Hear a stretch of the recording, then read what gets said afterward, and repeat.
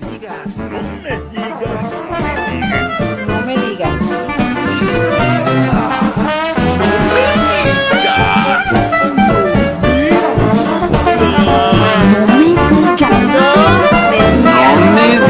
Café con sabor amargo.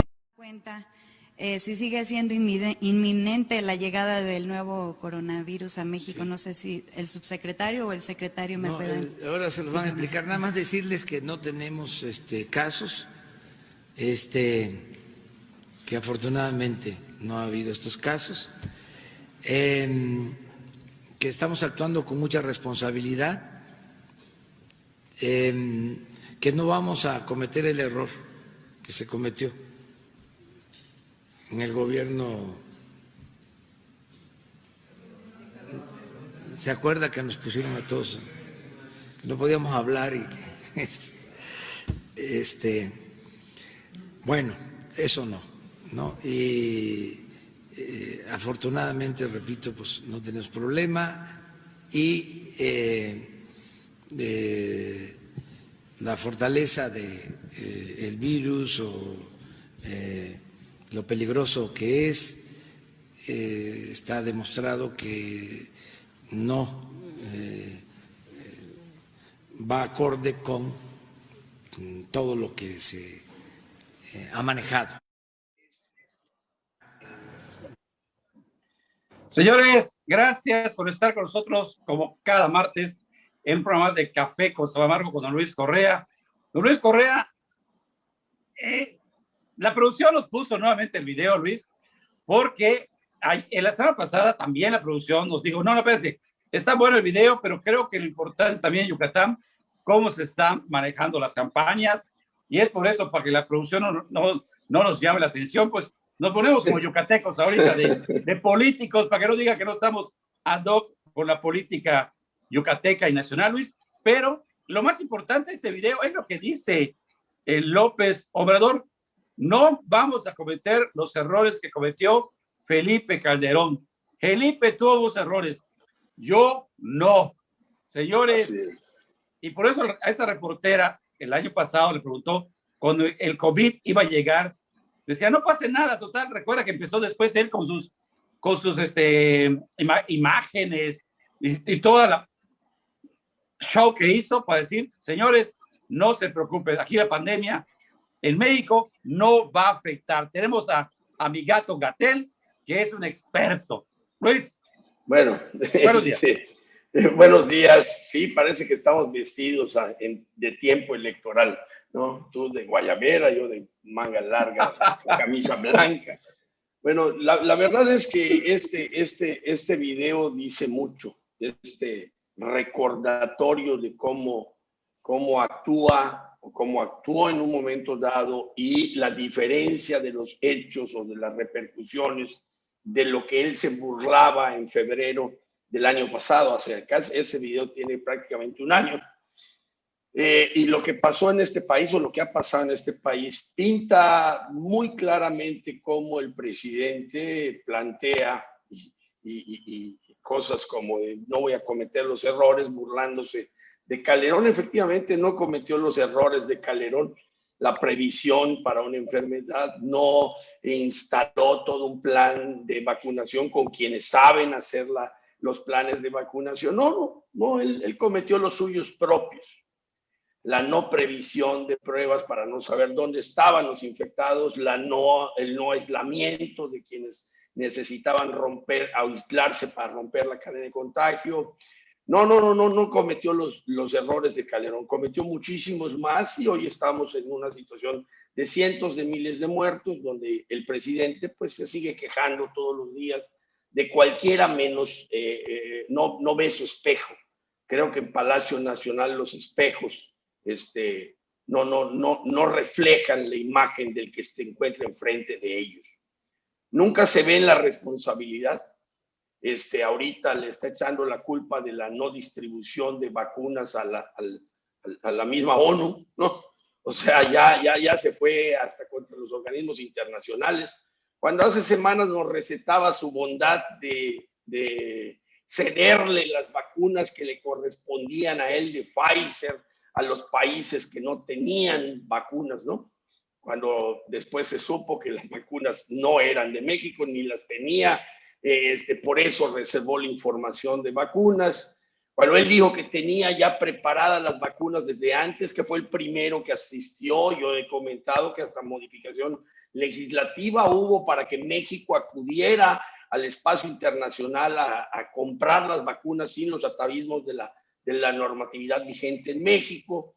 Pues resulta que no. Oigan, pero es que están llegando las vacunas, me puede decir cualquiera un poquito menos pesimista que yo, un poco más optimista que yo. Pues sí, pero las cifras son claras. Llevamos hasta el momento poco más de 500,000 personas vacunadas con las 2 dosis. O sea, aquellas que ya recibieron el tratamiento completo, que todavía no sabemos cuál será finalmente el efecto, si reducirá solo la mortandad o evitará que se contagie nuevamente, si las nuevas cepas no los afectarán, si serán transmisores, pero ya no cargarán o sea, solo serán portadores del virus. En fin, todavía no sabemos sus repercusiones, pero en números es muy fácil decir, solo hay 500,000 de personas con las 2 dosis en México.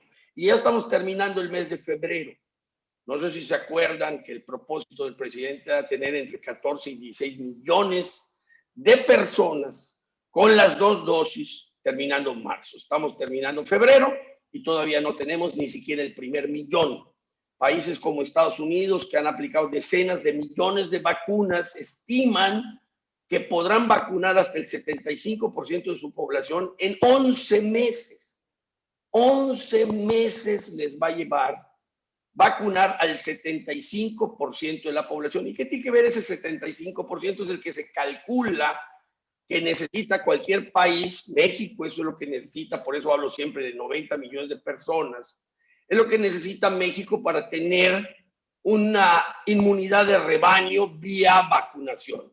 Eso es lo que se estima, que si tú logras vacunar entre el 70 y 75% de la población, podrás tener certeza de superar la pandemia, ¿no? Entonces, si Estados Unidos, que está vacunando decenas de millones de personas, que en un día ha vacunado 2,5 millones de personas, por decir una cifra X, que sí la ha tenido, nosotros que tenemos 1,5 millones de personas que han recibido la vacuna, o mejor dicho, 1,5 millones de vacunas aplicadas, no 1,5 millones de personas, en todo este tiempo, finalizando febrero, pues no nos podemos comparar. Y si en Estados Unidos necesitan 11 meses, ¿cuántos va a requerir el desorden que hay en México para la aplicación de las vacunas, ¿no? Entonces, decenas, centenas ya de miles de personas muertas, vacunas que llegan, pero no se aplican suficientes. Todavía estamos muy pequeño el número de personas que han recibido la vacunación. Y vemos al presidente hace un año lo que él veía. Entonces, esa es la imagen de la visión del presidente, lo que comunica el presidente y su manera de llevar pues el ánimo de la sociedad hacia la irrealidad. Mucho se ha hablado de que si nos engaña, si no nos engaña. A mí no me engaña. O sea, bueno, no es que yo sea brillante, sino que soy un poco escéptico de lo que el gobierno dice. Creo que los años en esto me han enseñado, incluso siendo parte, de que lo que dice el gobierno, pues hay que quitar un porcentaje de maquillaje y entrar al meollo del asunto, a ver qué tanto es verdad y qué tanto no. Y bueno, oye, Luis, sí. Oye, Luis, disculpa, pero este maquillaje, acuérdate que se dijo incluso hace meses que ojalá que la vacuna no sea de carácter político, que no se politicen. Sí. Y vemos a candidatos como Laida, como a otros ¿cómo se llama?, diferentes estados. Oye, Luis, videos que han trepado, imágenes con tremenda, ¿cómo se llama? Imagen. Sí, el nombre. Tiene que firmar fulanita sí. te vacuna, ¿no? Dice. Oye, ¿qué pasa? O sea, dices, de plano, o sea, es con Morena, de plano, o sea, es un desgaste constante que tiene, pero realmente, por desgracia, la gente cae, Luis, es la realidad. Mira, cuando Broso hizo aquel video, nosotros fuimos de los muchos, seguramente, que dijimos que Broso, a pesar de haber usado un lenguaje que pues de alguna manera irritó a algunos, que les pareció excesivo a otros, incluso a gente que no comulga con Andrés Manuel, le pareció que Broso se había extralimitado un poco. Nosotros en el programa, independientemente de la manera en que Broso lo dijo, siempre estuvimos de acuerdo con la advertencia que hacía Broso, e incluso los primeros signos que aparecieron dándole la razón a Broso, lo comentamos en los programas subsecuentes. Es más, o sea, decíamos, pues aquí está una prueba de lo que Broso advertía y que escandalizó a muchos. Bueno, al día de hoy creo que ya no se puede ni cuestionar que lo haya dicho Broso, y que si lo dijo en esa manera hasta altisonante, pues estaba hasta justificado para darnos unas bofetadas a todos y de alguna manera despertar del marasmo frente al que con el que estábamos asumiendo el inicio del supuesto plan de vacunación en México contra el COVID. Al día de hoy, después de que pues no solo ha salido propaganda con los candidatos diciendo nosotros te vacunamos, los siervos de la nación participando directamente, habiendo echado a un lado todo el aparato médico para la aplicación, reservándose para sí el manejo de la vacuna sin hacer partícipes a más organismos, a más instituciones que pudieran multiplicar el sitio donde se aplicara la vacuna, la exigencia de la credencial del INE, que luego ya lo van a dejar de exigir, que la foto para después ahí con los siervos, y todas esas preguntas que hacía incluso en un nuevo video, Broso, diciendo, a ver, en las vacunas de la triple, ¿a usted le han pedido su INE? ¿Le han tomado una foto después de aplicarle la triple a su hijo? Cuando usted se fue a aplicar la de la H1N1, ¿le pidieron su credencial para votar? Estaban los siervos de la nación ahí presentes, o sea, haciendo una expresión contrastante de lo que ha sucedido antes en la vacunación, que ha sido gratuita, aplicada por el gobierno y todo, sin estarle reclamando al ciudadano exigiéndole un agradecimiento por el ejercicio de una responsabilidad gubernamental en materia de salud. Contrastado con lo que está haciendo el gobierno hoy, está clarísimo por todos los medios que la vacunación es un instrumento político electoral de Andrés Manuel. Así de sencillo. Entonces, dice muchas cosas, no corresponden a la realidad, y él sigue su dinámica en todos los frentes, en todos los temas. Mira, pero hay un tema ahorita que se está debatiendo, se debe aprobar sin ninguna modificación, que es la contrarreforma, la llamada contrarreforma o la reforma energética, pero en realidad es para revertir la reforma energética hecha en México en los pasados años, que es algo que ya venía la semana pasada y por abordarlo local lo dejamos a un lado, ¿no? Independientemente de, digo, ¿era esperable esto? Claro que sí. O sea, por eso cuando yo digo a mí no me engaña, realmente al que está engañando a Andrés Manuel es a sus seguidores, que creen en la buena voluntad o en el discurso y no lo corroboran si la realidad es diferente o corresponde al discurso que oyeron y al que obedecen y al que repiten a pie juntillas.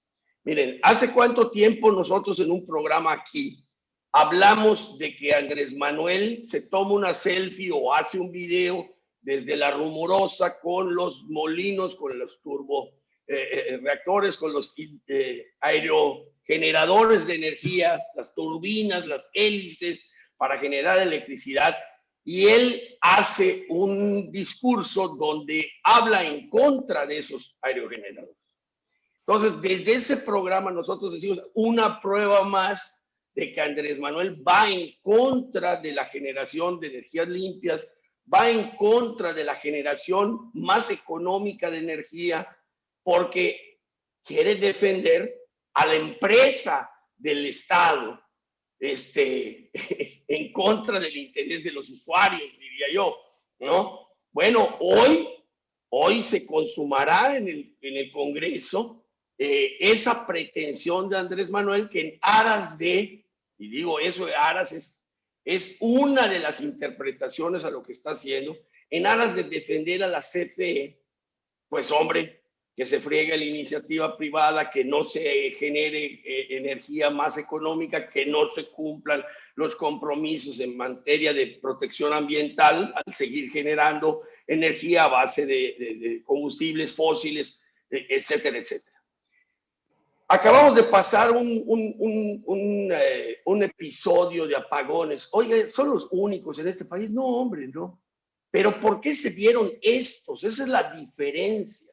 Estos se dan porque Andrés Manuel no le apuesta, por ejemplo, a la generación de gas y canceló contratos, creyó que tenía demasiado gas. Hay mucho gas contratado, previsto por los gobiernos anteriores. Eso es corrupción. Y en aras de la corrupción, en aras del supuesto combate a la corrupción, cancela contratos, cancela obras de perforación para extraer gas. ¿Y qué pasa? Que se termina quedando sin gas al mismo tiempo que Estados Unidos pasa por una tempestad y no puede suministrarle el gas requerido para abastecer las plantas. Y nos quedamos sin energía eléctrica o suficiente energía eléctrica y hubo los apagones en todo el país, porque si bien afectó a los estados del norte, para redistribuir la energía y poderle dar luz a los estados del norte, pues tuvieron que jalar la energía de otros estados del país. A ver, ¿apagones existen? Sí.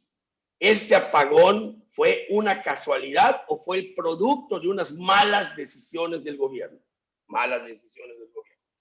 ¿Qué viene a futuro en materia de energía? Pues lo estamos diciendo con el cambio, con la contrarreforma de energía. Le va a apostar a que los privados no generen energía porque para él es una competencia desleal a CFE. Y entonces, como CFE genera una energía más cara, pues ahora el que genere energía más barata hay que eliminarlo del mercado. Hay que eliminarlo de entre los generadores de energía y CFE dejará de transportar la energía que generan privados. Esto tiene varias consecuencias. Aquí no solo, la primera es, a ver, nosotros consumidores debemos pagar la falta de eficiencia de una empresa y sacrificar el futuro de México en aras de mantener esa empresa ineficiente.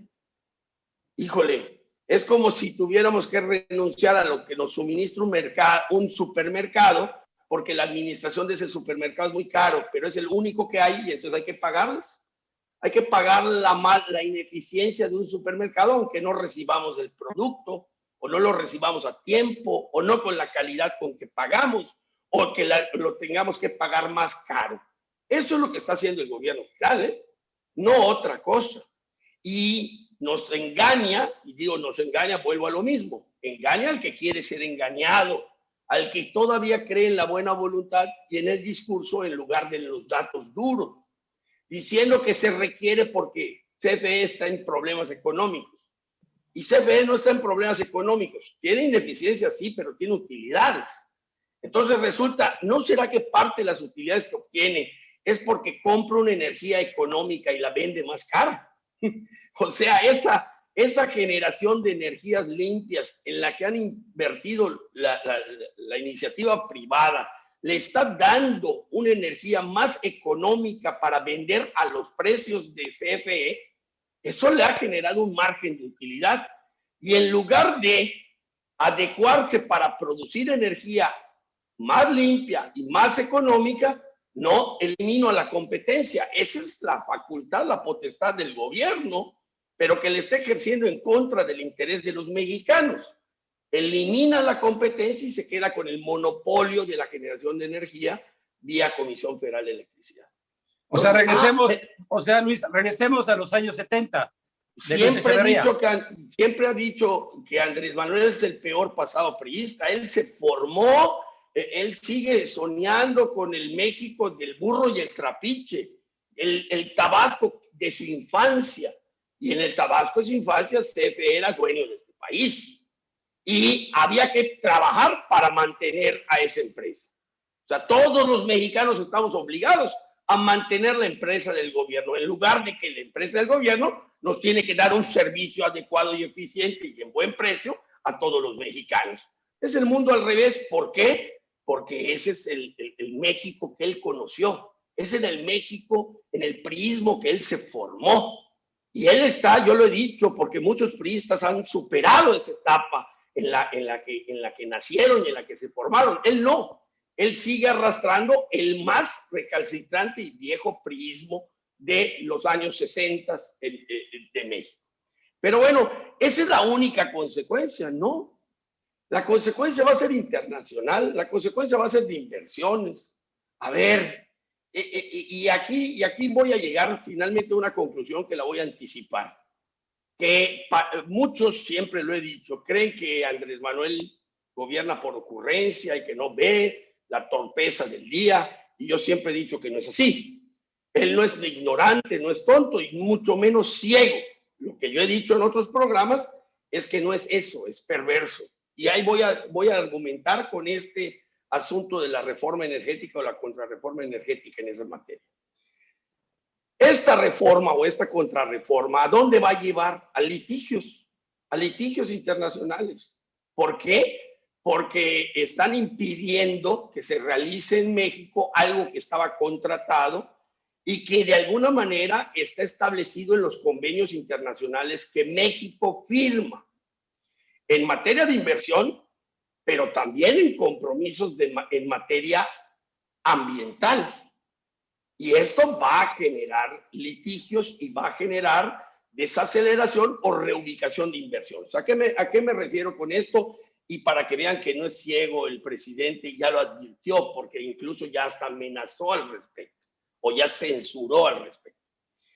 Hombre, aquí en México hay una planta armadora de automóviles. Para los que no vivimos en zonas manufactureras importantes, como es nuestro caso en Yucatán, pues no vemos la dimensión de la industria automotriz, la industria de manufactura automotriz que existe en México. Esa representa el orden de más o menos el 15% de toda la industria manufacturera del país. Bueno, pues la industria manufacturera en esto de la energía tiene un tendón de Aquiles. O sea, vamos, es algo que es de prioritaria, de importancia primigenia, ¿no? ¿Por qué? Porque sin energía, pues no puede producir. Si la energía se la dan mala, con ineficiente, si se la dan cara, pero además si se la dan sucia. O sea, si el origen de la energía es la combustión de materiales fósiles, resulta que no se está cumpliendo compromisos que las mismas empresas armadoras de automóviles tienen, porque tienen compromisos internacionales. Pensemos en la Volkswagen, que nadie puede pensar en Puebla sin la Volkswagen, por ejemplo, ¿no? Nadie puede pensar en la economía de la ciudad de Puebla sin la planta Volkswagen ahí, ¿no? Bueno, pues la Volkswagen tiene un compromiso de cumplimiento de qué porcentaje de la energía con la que fabrica sus coches proviene de energías limpias. La Volkswagen no va a poder cumplir ese compromiso de acuerdo a lo que hoy se aprobaría en la Cámara de Diputados. Así de sencillo. ¿Qué va a tener que hacer en el futuro la Volkswagen? ¿Pensar en irse a otro lado? Oye, Correa, estás dramatizando mucho. Pues, perdónenme, pero la lógica indica que si yo tengo un compromiso internacional en Europa, yo soy una fábrica europea, tengo un compromiso en Europa porque en el Acuerdo de París se dice que las plantas armadas deben tener tal porcentaje hasta llegar al 100% de la energía utilizada producida por energía renovable o por métodos de energía limpia. Y no la cumplo, tengo que ir a un país donde yo cumpla esa norma. En México, de acuerdo a la legislación que se aprobaría hoy, ya no va a ser posible cumplir. Entonces aquí ya son varios elementos de afectación en la decisión que está tomando el presidente, porque el presidente le está tomando y le está diciendo a sus empleados en la Cámara de Diputados que lo tienen que aprobar rápido y tal cual se las mandó. No solo va a proteger una empresa contra el interés de los mexicanos, porque tú y yo no tenemos ninguna utilidad de CFE. La única utilidad que pudiéramos tener es que nos dé un servicio eficiente y en buen precio, y no lo tenemos, y sin cortes. Pero esa empresa de clase mundial es de las que más quejas tienen de todos sus usuarios en todo el país. Entonces, por ese lado hay una afectación, está protegiendo. Por otro lado, está inhibiendo la inversión en energías limpias y está sacando de la competencia en la generación de energía a la inversión privada para generar alternativas más económicas de generación de energía. Pero por último, al usuario, al consumidor de energía, que es empresa, que tiene que cumplir compromisos internacionales, le está diciendo, en este país no vas a poderlas cumplir. Y frente a eso, el presidente dice en la mañanera, es que se acabó su robadera, si quieren ir a robar, vayan a otro lado. Eso le está diciendo a los fabricantes de automóviles en México, que ellos al invertir en energía limpia para cumplir acuerdos internacionales de protección al ambiente del mundo, él les dice, váyanse a robar a otro lado.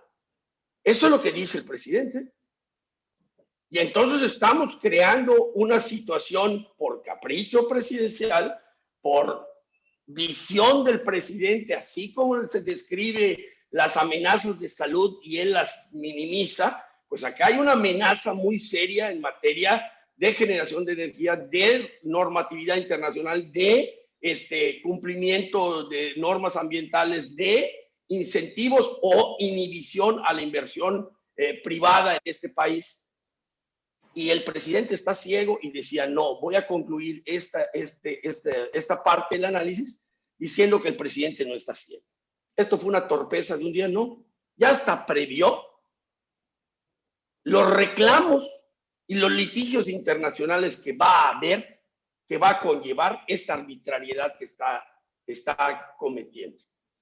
Y ya amenazó, o ya descalificó cuando menos, que yo diría eso es una amenaza, a los abogados que se dediquen a litigar esos casos. Ya les dijo en la mañanera que los abogados que defiendan esas empresas internacionales que se van a quejar por el atropello que va a producir en la inversión en este país son equivalentes a traidores a la patria. Entonces resulta que para el presidente en esa visión muy sui generis, muy del pasado, los abogados que quieran ejercer su profesión y defender el derecho de alguien son traidores a la patria. Pero esta actitud del presidente lo es en todo, hombre. Todo aquel que no esté de acuerdo con lo que él dice, pues está mal y hay que perseguirlo y calificarlo de traidor a la patria. Hombre, el episodio de esta semana fue de la Auditoría Superior de la Federación.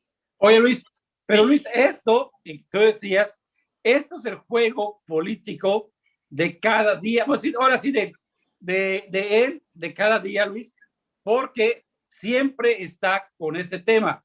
Si no estás contra mí, estás contra el pueblo, son los neoliberales los que tienen la culpa, esos empresarios, como es la doctrina, esos empresarios son los culpables que tú estés padeciendo y el pueblo te tiene que rescatar. Por eso, papá pueblo tiene que rescatarte. Por eso digo, ¿a quién engaña? ¿De quién se burla el presidente? De sus seguidores.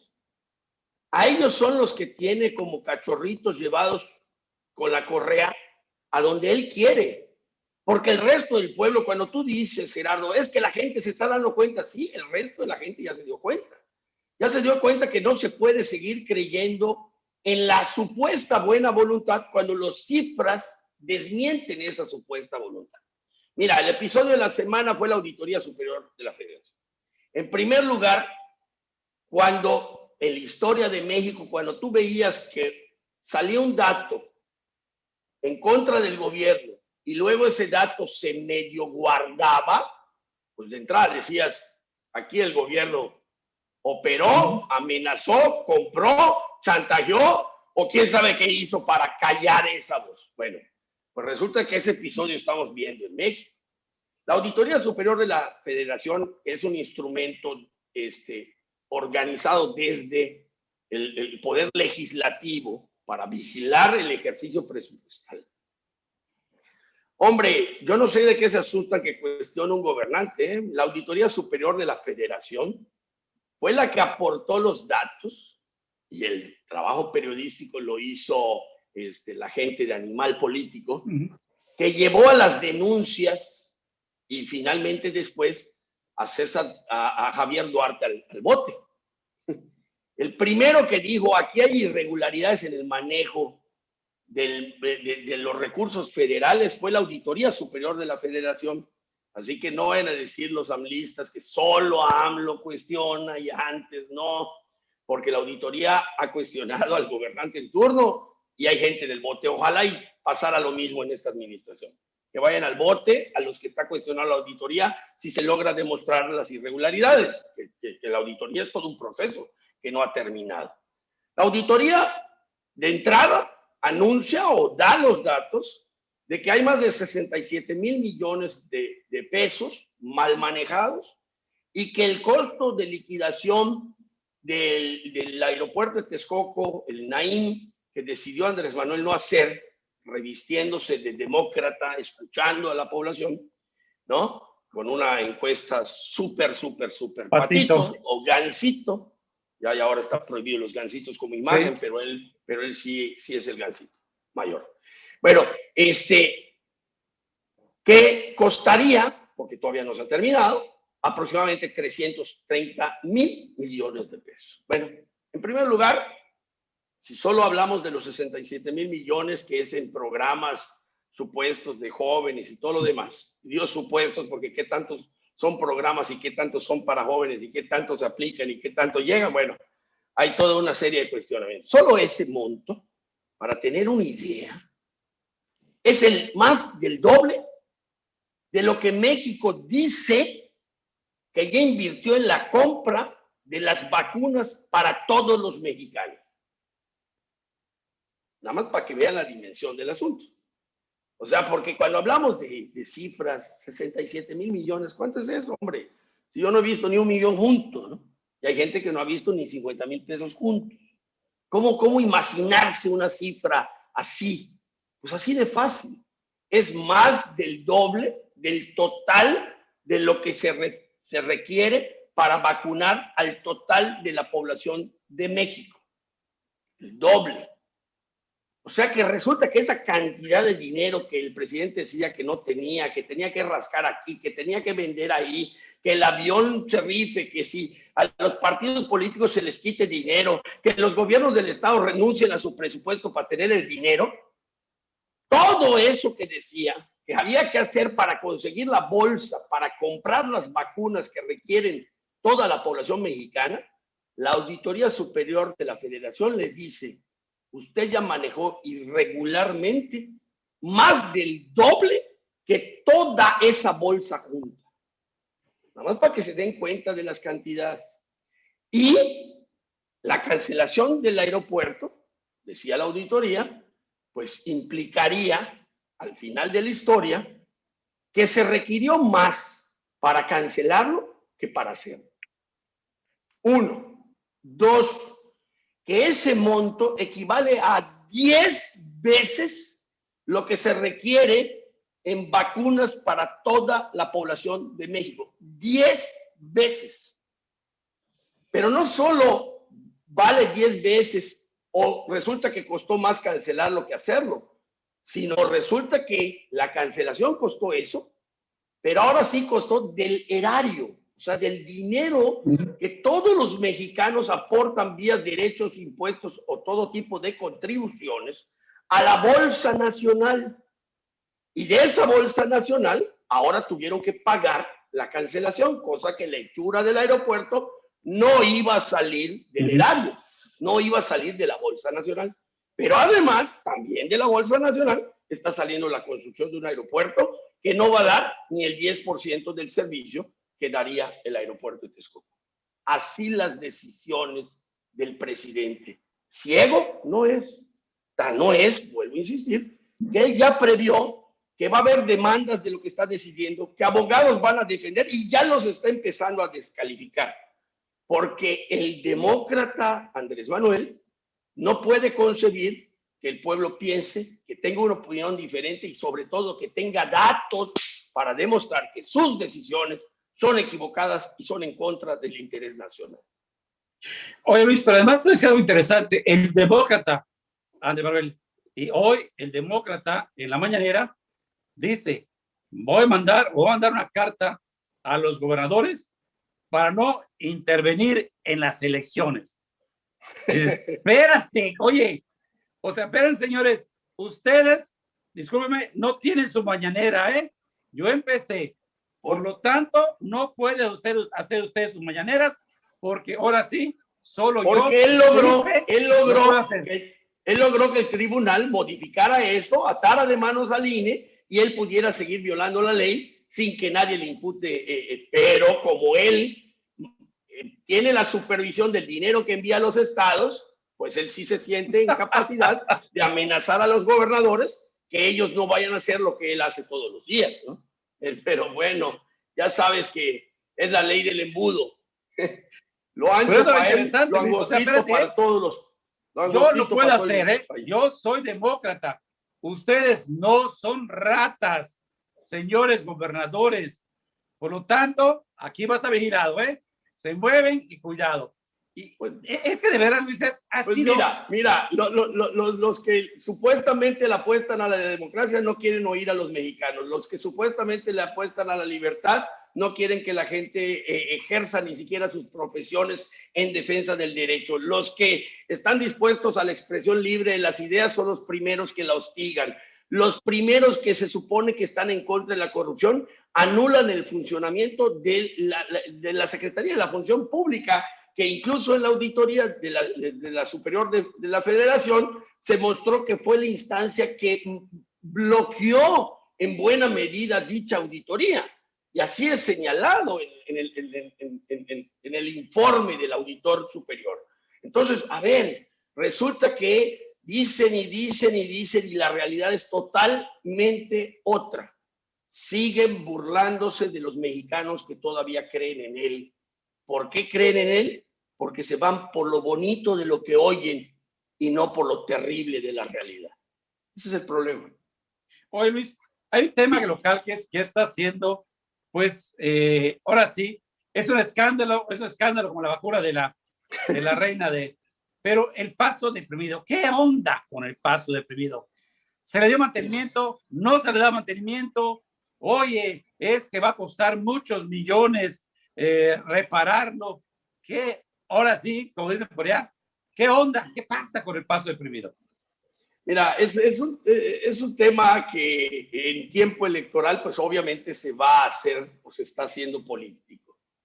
Pero yo la verdad quisiera planteárselo más que a los que tienen un interés a favor o en contra específico, al ciudadano común y corriente. ¿Cuál es la realidad del Paso Deprimido? Hombre, ahí está registrado en la historia. Se hizo una obra a desnivel en una vialidad importante de Mérida.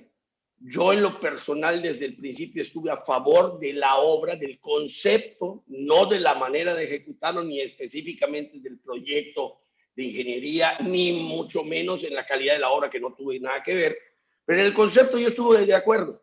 Desafortunadamente, desde el momento en que se iban a iniciar los trabajos, hubo lo que yo le llamé dos terquedades. Se enfrentaron dos terquedades y nunca se establecieron puentes para lograr un acercamiento en lo que sí aceptarías o lo que sí estamos planteando, para que se hicieran las adecuaciones a la obra que satisfacieran lo más posible a todos los ciudadanos. Bueno, independientemente de cómo se hizo la obra, ¿no? La obra desde el principio presentó deficiencias. Importantes no, la verdad eran proporcionalmente al monto de la obra, eran deficiencias no significativas, pero sí de urgente reparación. Desde el momento que se hizo la obra, empezaron la reparación. Lo primero que se reparó fueron las rejillas, se cambiaron, porque a veces piensa uno que con cualquier cosa resuelves una necesidad de tapar un hueco, ¿no? Pero un hueco donde pase el agua, que es la rejilla, cuando ahí lo que pasa es que iban a pasar directamente sobre la rejilla y a velocidad iba a tener un impacto y las rejillas no aguantaron. Se empezaron a romper primero las bisagras y luego la rejilla completa. Entonces imagínate a velocidad una zanja, no un bache, una zanja, pues era altamente peligroso, se hicieron esos cambios. Luego, con el tiempo se vieron necesidades de adecuación de la capacidad de desahogo del agua que se acumulaba por las lluvias. Se cambiaron bombas. Que hay que modificar el cárcamo, se modificó el cárcamo. Durante estos 11 años se ha hecho todo el trabajo para mantenerlo lo más posible en calidad de funcionamiento, en condiciones de funcionamiento. Esa es la realidad y la puede ver cualquiera revisando periódicos de los años anteriores. O sea, el que diga ahorita esto, pues está desmintiendo a todos los que publicaron todo lo que se hizo, ¿no? Así de fácil, ¿no? Si yo tengo un periódico donde durante 11 años me dediqué a decir que esa obra se afectó esto, se reparó esto, etcétera, etcétera, y luego viene a decir a alguien, es que nunca se le dio mantenimiento, pues está diciendo que yo he mentido durante 11 años, ¿no? La realidad, ahí está, se hizo el trabajo. ¿Por qué se dice que costó mucho o ha costado mucho su mantenimiento? La verdad es que el consumo de energía eléctrica es importante en ese sitio. ¿Por qué?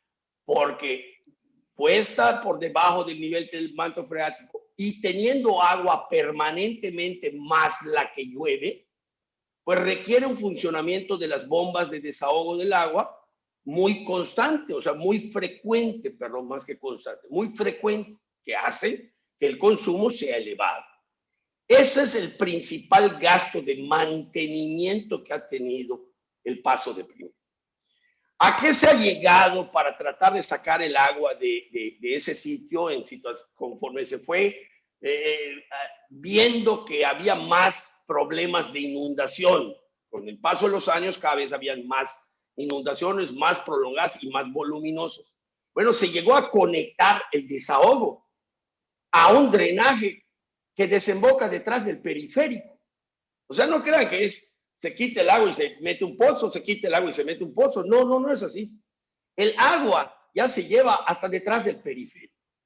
¿Por qué? Porque el volumen ya no lo puede soportar en los alrededores del sitio, vamos a llamarlas. ¿Qué pasa en los momentos previos al día de hoy que lo estamos comentando? Que las tormentas Cristóbal del año pasado, más la llegada del año antepasado, más la llegada del Delta y el Gamma, o Gamma y Delta, pusieron a la ciudad de Mérida y específicamente en unas partes de la ciudad, sobre todo hacia el norte de la ciudad, en un nivel de manto freático inédito. O sea, nunca habíamos tenido una situación como esa. Por eso incluso hay gente que dice es que la inundación es por densidad de construcción o por tal constructora o porque no hay áreas verdes. Nada que ver. La Ceiba se inundó. La Ceiba, que tiene el 70% de áreas verdes. ¿Por qué se inundó? Porque resulta que la península de Yucatán va hacia el mar, pues bajando su nivel de superficie al nivel del manto freático, va reduciéndose hasta que es nada cuando topa con el mar, ¿no? Y entonces hacia el norte de la ciudad, pues es menos la distancia del nivel usual que tiene el manto freático con el nivel de tierra. Al subir tanto el nivel, porque no es la lluvia que cayó en Mérida el nivel del manto freático. El nivel del manto freático en Mérida es la lluvia que recogió todo el territorio de la península y que corre hacia el norte, hacia el mar, y pues obviamente sube el nivel del manto freático en la ciudad de Mérida, donde tú tienes 8 metros sobre el nivel del mar. No tuviste ningún problema de inundación, pero donde tienes 4 metros sobre el nivel del mar, tuviste inundación, al grado de que la lluvia terminó y el agua salía por debajo del drenaje sanitario de las casas. Y eso sucedió no solo en las Américas, en las comisarías, en la Ceiba, en todos lados. Bueno, ¿eso qué? ¿Cómo afecta al paso deprimido? Pues resulta que el paso deprimido, que originalmente tiene su piso, donde la superficie de rodamiento a esta altura, llegó a tener agua hasta aquí, el manto freático, y empezó a penetrar tanto en el piso como en las paredes, y deterioró la estructura de concreto de ese sitio. Entonces, hoy no solo se trataba de secar el sitio y reabrirlo como en ocasiones anteriores, no, resulta que la obra que durante tantos años tenía necesidad de reparaciones menores, hoy fue sometida a una exigencia de este nivel de agua que mostró que no tenía la capacidad para resistir. Entonces se deterioró buena parte de la superficie de rodamiento y las paredes, o sea, entraba el agua. Hubo que esperar a que bajara el nivel del manto freático y ya bajado y en condiciones de que se pudiera absorber o desahogar lo que quedaba, se desahogó el resto, se limpió y se le pidió a los ingenieros, a los especialistas en cálculo, en hidrología, en vialidad y todo, que entraran a hacer una serie de estudios para determinar cuál sería la mejor opción para realizar. Entonces, todo el tiempo que se ha cerrado, primero porque no se podía abrir, porque el nivel del manto freático no bajaba, tardó muchísimo en bajar. Cuando ya bajó en niveles que se podían controlar, se desagó. Entonces, ¿por qué no abres? Porque no se puede rodar sobre esa superficie. Es toda una superficie de concreto hidráulico totalmente fracturada. Entonces, ya no se puede rodar. Óyeme, ¿por qué no se repara? Porque repararlo se requiere X número de millones, va a requerir un tiempo y no va a resolver definitivamente el problema. Entonces no sirve. Una solución cara, tardada y temporal no se vale. Entonces se toma la decisión de buscar una solución definitiva y se le consulta a los ingenieros. ¿Cuál es la cuestión política de la obra? Esa es la parte, llamémosle técnica. Todos los técnicos dicen de vialidad, de hidrología y de ingeniería civil, dicen se puede hacer esta reparación, rellénese tanto, readecúese el cárcamo, modifíquese bombas, llegues a esta capacidad y ya no debe haber ningún problema en adelante. ¿Por qué?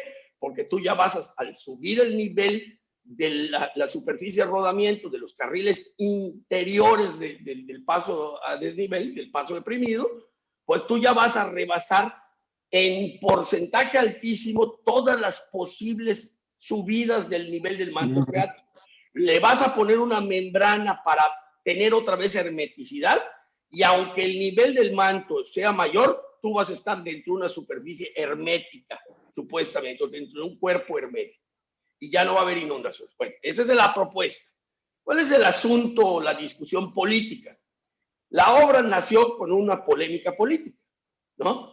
Pues la polémica política sigue. Y entonces resulta que hay gente que dice, óyeme, ¿por qué no lo tapas? Puede salir hasta más barato, no me digas que va a salir más caro. Primero contesto tu pregunta, ¿por qué tanto dinero? Porque no es una reparación del sitio como está.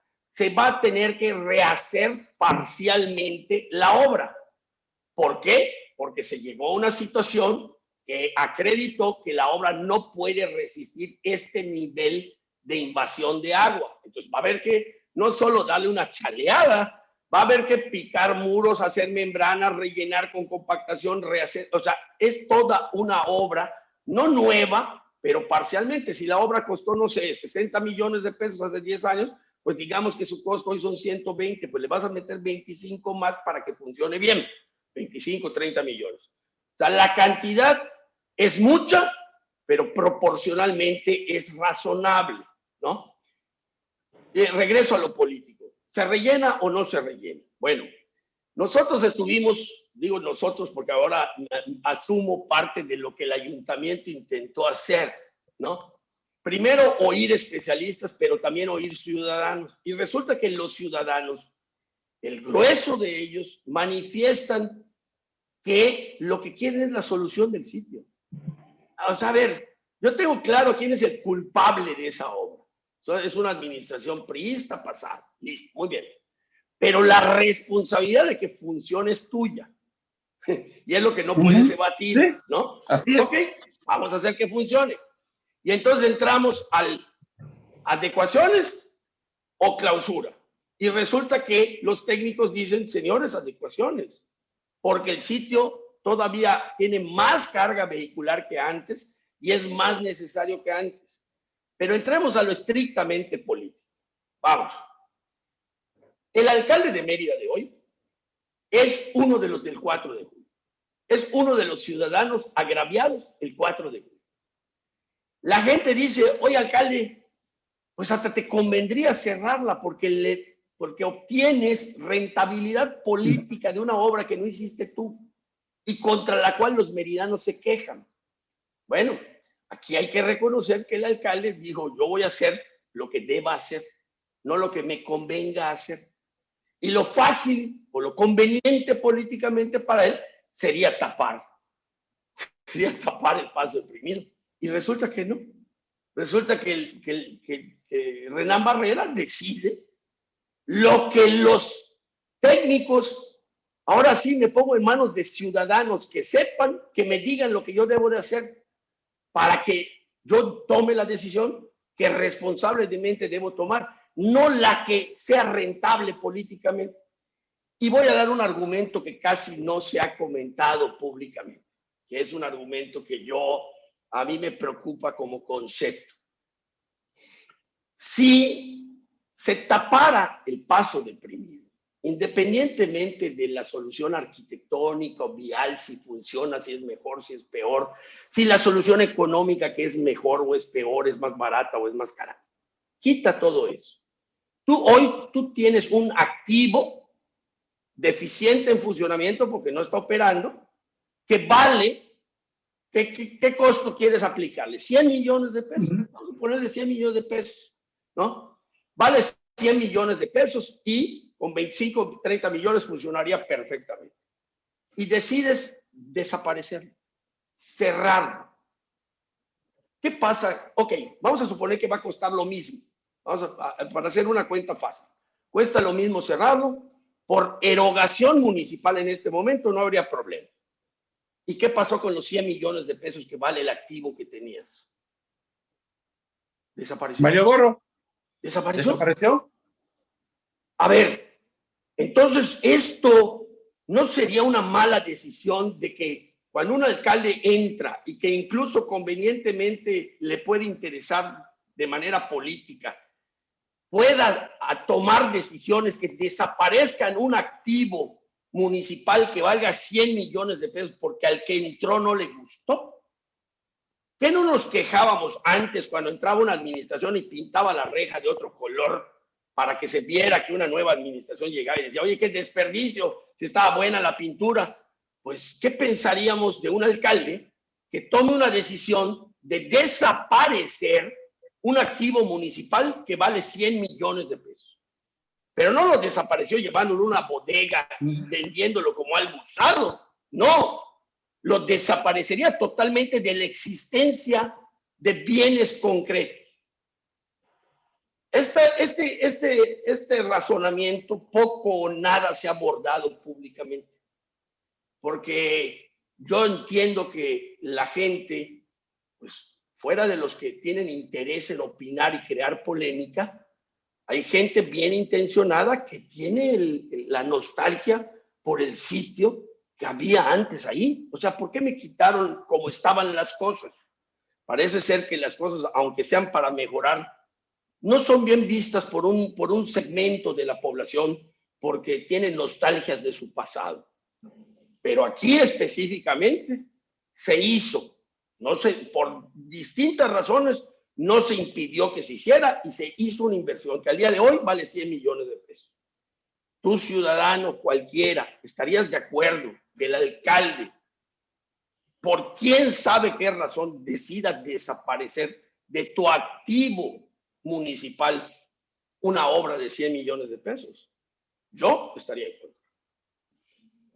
Señores, esa es la polémica de ese paso deprimido. Gracias a Luis, porque mucha gente se le preguntaba y decía, bueno, ¿por qué no enterrarlo? ¿Por qué no rellenarlo y borrón y cuenta nueva. Señores, Hay algunas de las razones por qué no, pero la mejor razón pues siempre será el juicio de cada ciudadano. hasta la próxima, Luis. Hasta la próxima. No me digas.